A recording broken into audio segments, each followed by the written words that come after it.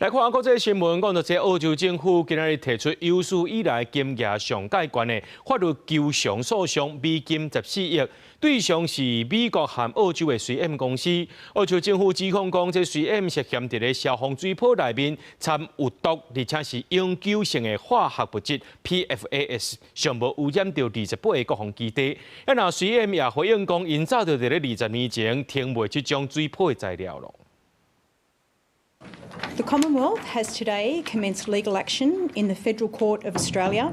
against 3M Company and 3M Australia for allegedly withholding information and making false statements about the long-term environmental impacts of the use of 3M firefighting foam containing PFAS. 澳洲天氣熱國大數是全球上發生野火國家，即澳洲政府針對 3M 消防泡和有毒物質 PFAS 訴訟求償金額14億美金，合大票435億。澳洲司法部長指控 3M 隱瞞因的環境實驗室的測試結果，講 3M 的消防泡是安全，因成分分解而且無毒性。不過這行為已經讓澳洲國防部甲納稅的人開始就7億美金的調查，整治甲減輕國防基地PFAS 污染。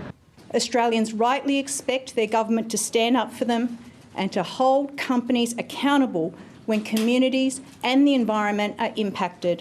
不過，根據 BBC 報道 ，3M 公司辯講，因唔捌喺澳洲生產 PFAS， 而且20年前就停止喺澳洲賣這種材料。這種俗稱永久性化學物質的物件，常常用喺消防泡手機啊、服裝甲賣黏點內底。這一大類超過1萬種人造化學物質，在正常環境之下未分解，而且還會喺體內殘留，造成人甲動物的健康危害。美國喬治亞州道爾頓居民，近幾年來飽受環境內底這種物質的危害，到今嘛環境部門也無採取任何措施來解決。道爾頓是美國地毯製造的大本營，數十年來，地毯業攏使用含有 PFAS 的污染劑，讓當地水資源甲環境遭受嚴重的污染。艾默里大學研究甚至顯示，道爾頓地區1/4受檢的居民，肺內底的 PFAS 濃度已經達到高健康風險的水準。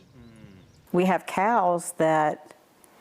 we've had a couple die. We've had some birth defects.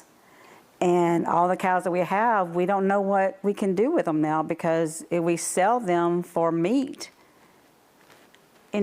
don't want to contaminate other people. 美聯社報道，雖然科學家甲聯邦監管機構攏對這種物質的危害表示關切，喬治亞州環境保護部門無發布魚類食品警告，也無發布飲用水禁令。不過，威斯康辛州、密西根州甲緬因州當然投入數百萬美金進行清理，佮對污染者提起訴訟來挽回損失，加做正明顯的對比。公視新聞，洪如梅報道。